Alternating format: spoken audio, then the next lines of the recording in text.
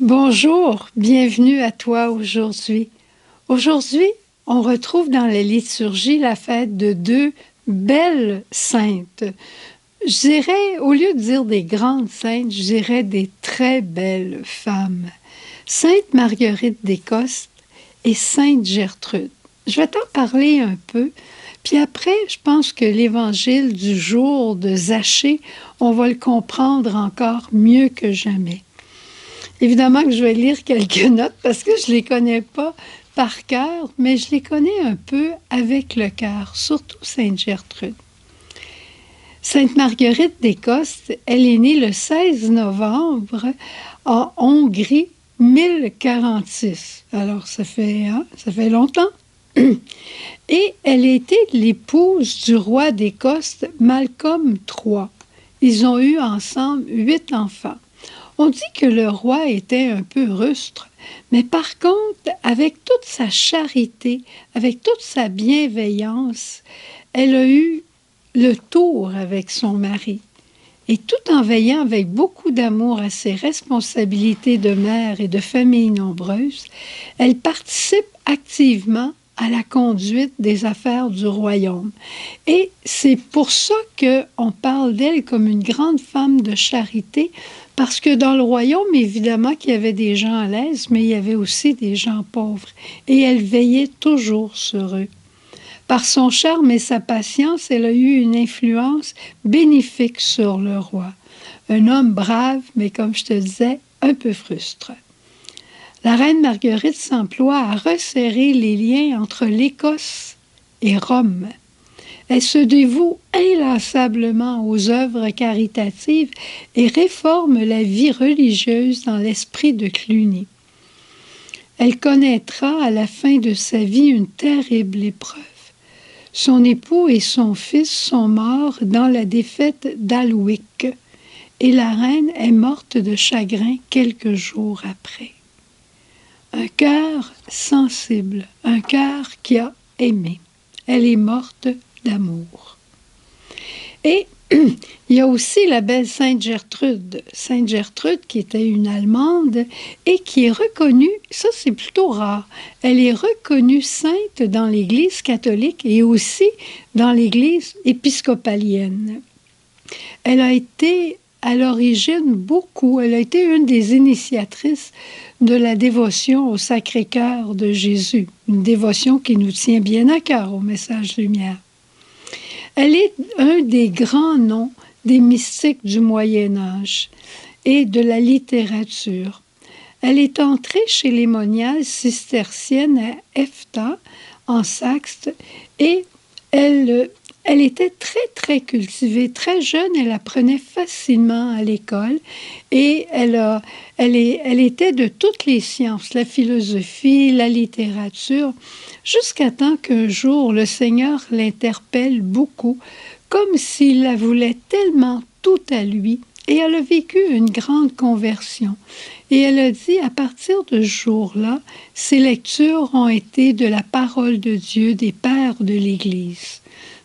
On dit, après ce moment de conversion qui a été une grande grâce mystique dans sa vie, Gertrude n'ouvrira plus que la Bible, les évangiles, les écrits des pères de l'Église, notamment Saint Augustin et Saint Bernard. Elle était favorisée par le Christ de dons spirituels extraordinaires. Elle avait des visions, des révélations et elle nous a laissé de nombreux écrits. Elle avait la plume très facile. Du fond du Moyen Âge, Sainte Gertrude a été un phare de la spiritualité, un phare, une lumière de la spiritualité mystique. Deux grandes saintes, deux saintes qui ont aimé profondément Jésus.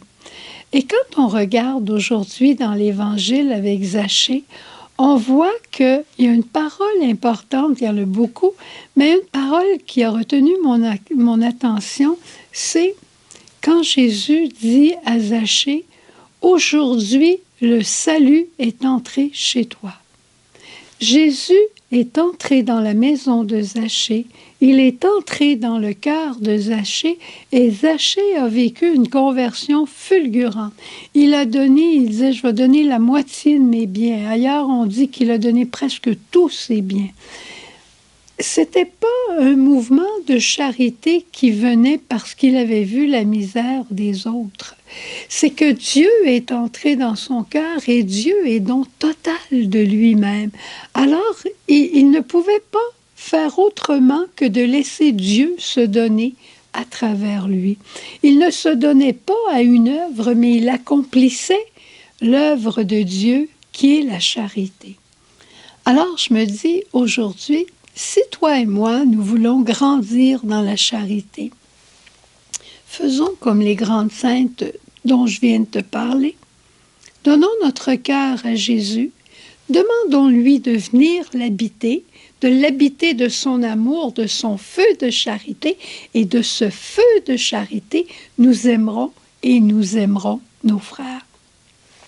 Moi, je peux dire que c'est du feu de mon oraison le matin que jaillit le message lumière. De moi-même, je pense que je serais vraiment pas capable de grand-chose, de cette fidélité, de cette constante, de cet enthousiasme.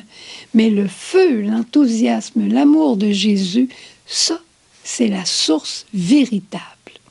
Allons y puiser. Elle est là, elle est débordante pour toi et pour moi. Au revoir.